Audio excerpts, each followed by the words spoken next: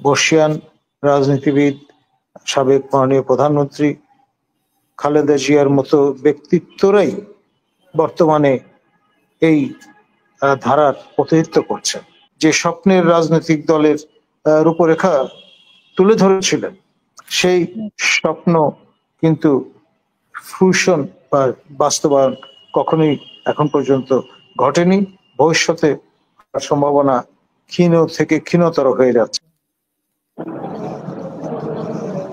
ধন্যবাদ। দেখুন, আমাদের রাষ্ট্রের অভিভাবক, বর্ষিয়ান রাজনীতিবিদ, সাবেক মাননীয় প্রধানমন্ত্রী বেগম খালেদা জিয়াকে পৃথিবীর কোন শক্তি আটকে রাখতে পারত না। তিনি এরাদা করেছেন দেশে ফিরবেন, সুস্থ হয়েছেন, ফিরে এসছেন। প্রফেসর ইউনূসের নেতৃত্বাধীন সরকার চাইলেও তাকে কোনো অবস্থায় আটকাতে পারত। এটি দিবালোকের মতো পরিষ্কার এবং স্পষ্ট। আর দ্বিতীয় যে বিষয়টি, সেটি হচ্ছে আপনার কতগুলো এজেন্ডা, আন্তর্জাতিক শক্তি নিশ্চয়ের এজেন্ডা বাস্তবায়ন করার জন্যই আপনার আজকের যারা সওয়ারি তারা মোতায়েন হয়েছেন। এবং আপনার যতক্ষণ পর্যন্ত আন্তর্জাতিক শক্তি নিশ্চয় অনুভব না করবেন যে এদের প্রয়োজন ফুরিয়েছে, ততদিন পর্যন্ত এই head of the delegation European union আপনার মাইকেল মিনারের মতো বার্তা দিতে থাকবেন। তিনি যে বার্তাটি দিয়েছেন সেটি ইন এ ওয়ে আপনার এক অনিশ্চিত যাত্রার ইঙ্গিত করছে। এখন জনগণই সকল ক্ষমতার উৎস। হলো যে অ্যাকাউন্টেবিলিটি হচ্ছে মূল ইস্যু। যখন অনির্বাচিত সরকার ক্ষমতায় থাকে তখন কিন্তু জনগণের প্রতি জবাবদিহিতার যে ব্যাপারটি সেটি তারা অনুভব করেন না। ফলে আন্তর্জাতিক শক্তি নিশ্চয়ের উপরে তাদের নির্ভরতা বেড়ে যায়। এটা আমরা আগেও দেখেছি, এখনো সেটি দৃশ্যমান। সুতরাং এখানে কূটতর্ক হয়তো করা যাবে, কিন্তু তাতে এই সমস্যার সমাধান হবে না।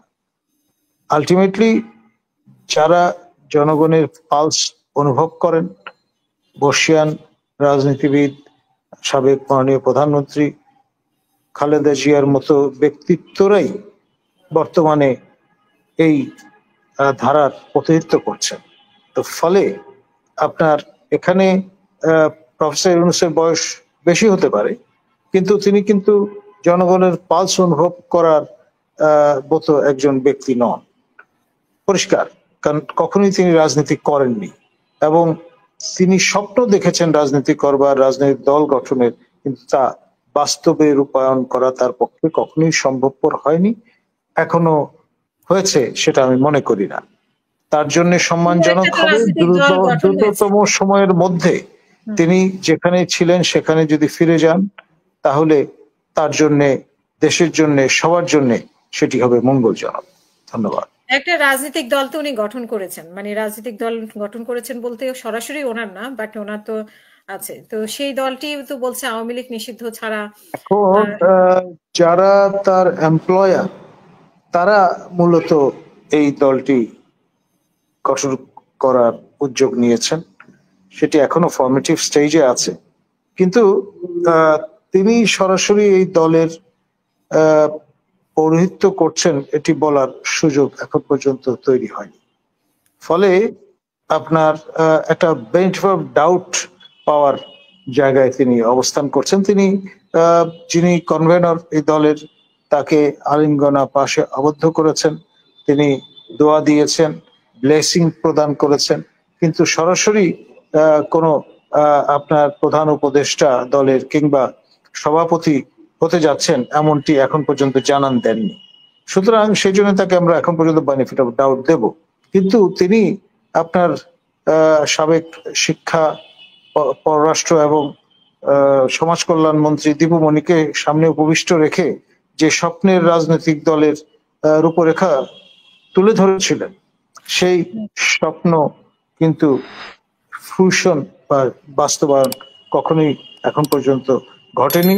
ভবিষ্যতে সম্ভাবনা ক্ষীণ থেকে ক্ষীণতর হয়ে যাচ্ছে সঙ্গত কারণেই।